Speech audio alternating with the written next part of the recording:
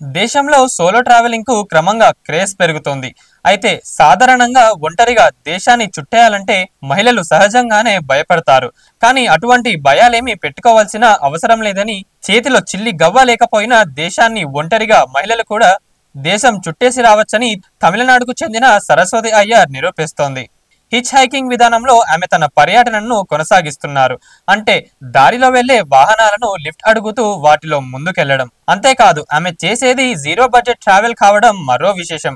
2 జతల బట్టలు, ఒక గూడారం, ఫోన్ ఛార్జింగ్ కోసం పవర్ బ్యాంకుతో తన దేశాటన మొదలు పెట్టింది. కొండలు దాటి కోనలు దాటి చూడాల్సిన ప్రదేశాలను చూస్తూ దారిలో తగిలే గ్రామాల్లో అక్కడ ప్రజలతో మమేకమవుతూ అక్కడి భోజనం చేస్తూ ముందుకు సాగుతోంది. ఆలయ ప్రాంగణాలు, ఆశ్రమాలు, ధర్మశాలలో విశ్రాంతి తీసుకుంటూ దేశాన్ని చుట్టేస్తుంది. కొత్త తరంలో సరికొత్త స్ఫూర్తిని నింపుతుంది. ఈ పర్యటన తన జీవితాన్ని, దృక్పథాన్ని మార్చేస్తుందని గాఢంగా విశ్వసనిస్తూ ఆమె ఆశయం నెరవేరాలని ఆశిద్దాం. ఇలాంటి ఇంట్రెస్టింగ్ అప్డేట్స్ కోసం like, share and subscribe to నేటి దాత్రి.